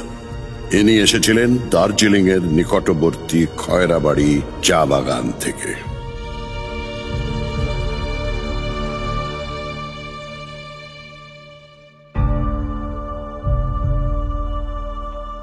সানডে সাসপেন্সে শুনছিলেন লন্ডনে ফেলুদা। রচনা সত্যজিৎ রায়। ফেলুদার ভূমিকায় সব্যসাচী চক্রবর্তী। গল্প পাঠে এবং তোপসের চরিত্রে ঋতব্রত মুখোপাধ্যায়, জটায়ু জগন্নাথ বসু, রঞ্জন মজুমদার সিদ্ধার্থ চ্যাটার্জি, ডক্টর হীরেন বসাক এবং ইন্সপেক্টর মণ্ডল কৌশিক লাহিড়ী, ডক্টর জ্যোতির্ময় সেন সত্যনাথন এবং mister Manning Debanjan Mitra, John Dexter Richard, doctor Nishanath Sen Kamaleshwar Mukhopadhyay, Archibald Cripps Indraneil Bhaduri, Hawkins Shekhar, flight announcements Sanjukta, সমবেত কণ্ঠে মির্চি টিম, এমিলি এবং গল্পের সূত্রধার ইন্দ্রাণী, ধ্বনি পরিকল্পনা ও আবহসঙ্গীত রিচার্ড, নতুন ফেলুদা থিম ক্রসটেক এবং রিচার্ড, প্রচার অঙ্কন জয়েন দ্য ডটস, প্রচার পরিকল্পনা অগ্নি, প্রচার সহায়তায় অর্ণব দেবার্ঘ, অরিজিৎ সায়ন এবং অত্রি, কার্যনির্বাহী প্রযোজনা অরুণিমা দে, শব্দগ্রহণ এবং পরিচালনা অগ্নি, সমগ্র পরিকল্পনা ও পরিচালনায় ইন্দ্রাণী। মির্চির তরফ থেকে আন্তরিক ধন্যবাদ সিদ্ধার্থ চ্যাটার্জি, কমলেশ্বর মুখোপাধ্যায়, ডক্টর কৌশিক লাহিড়ী এবং সংযুক্তা জানাকে এই বিশেষ উদ্যোগে আমাদের পাশে থাকার জন্য। শেষ হলো সত্যজিৎ রায়ের লেখা ফেলুদার অ্যাডভেঞ্চার লন্ডনে ফেলুদা। সানডে সাসপেন্স আপনি শুনতে পাবেন শুধুমাত্র আমাদের অফিসিয়াল ইউটিউব চ্যানেল youtube.com/mirchi বাংলায় এবং গানা অ্যাপে।